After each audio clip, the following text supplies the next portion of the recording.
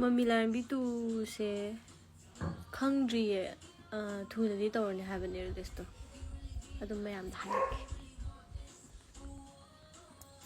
la o handak BFA semester tawriye. Thank you. Chakchari. Thank you. I chahi do January tha da hairage.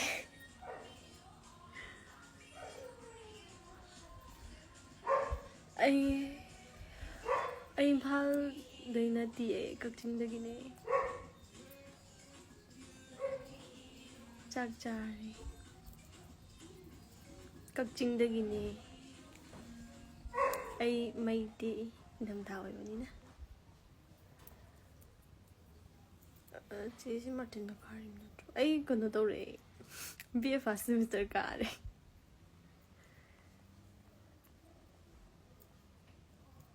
Kim chade da. Kim chade. Mam chane isena smai chai. Kaching bazar yaudri ngai khoi gina. Ai do January da popa adugi. Hi. Ai height cha. Yam name da. 5 to 5 Hi. January da 3 da. Jai hai be ade.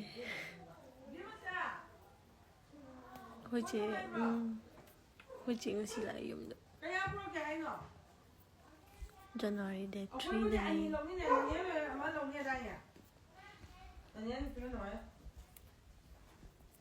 Thank you. Welcome to Manipur. Bluetooth mode. Ai tom da le mapanda mai futi hoje budi manung da le. Virgin khambra Virgin karambalo. Angang uri sidi hanmal rabo. Thank you. It's like now Marine. Chakchari.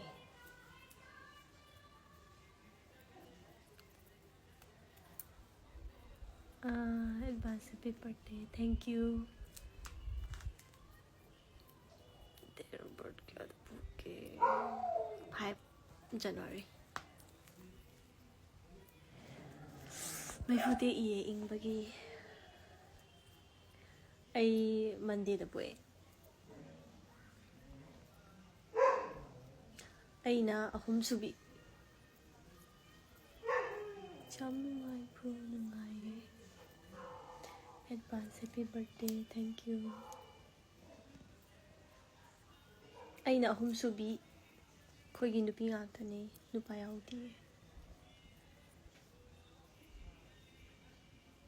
Thank you. Atombi natte khadam lairi mari ne khoi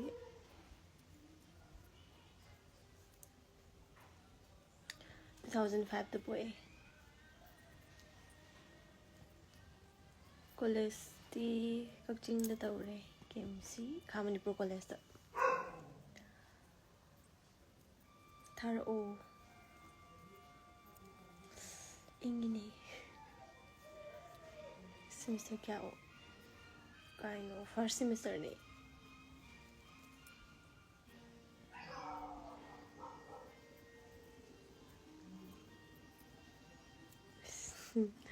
Hi. Class la. Ayum da laye Kaching da. Yum laye area.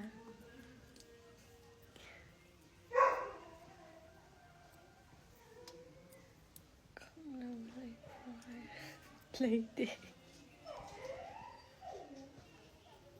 Đúng rồi. Chakchari. Inge. Chakchari. Noi di charbo. Koi su mai ti. No I draw mai ti pudo. Sloan khoi be kai jaida. Thank you. Khetrimayum ko ne Kaching. ꯑꯩ ꯈꯪꯗꯦ ꯍꯥꯏꯗꯤ ꯎꯔꯕꯨꯗꯤ ꯈꯪꯕ ꯌꯥꯏꯕꯀꯣ ꯑꯗꯣ ꯍꯥꯏꯗꯤ ꯀꯛꯆꯤꯡ ꯃꯤ ꯃꯌꯥꯝ ꯂꯩꯕꯅꯤꯅ ꯀꯔꯝꯕ ꯑꯣꯏꯗꯣꯏꯅꯣ ꯈꯪꯗ꯭ꯔꯦ ꯂꯥꯛꯑꯣ ꯍꯥꯏ ꯍꯥꯏꯁꯦ ꯌꯥꯝ ꯅꯦꯝꯃꯦ ꯍꯥꯏꯕ ꯏꯀꯥꯏꯖꯩꯗ ꯀꯛꯆꯤꯡꯗꯒꯤꯅꯦ ꯊꯦꯡꯀ꯭ꯌꯨ ꯐꯦꯃꯤꯅꯕꯨ ꯀꯨꯝꯂꯛꯑꯣ ꯀꯨꯝꯃꯛꯀꯦ ꯑꯩꯈꯣꯏꯒꯤ ꯏꯔꯣꯟꯕ ꯆꯥꯏꯌꯦ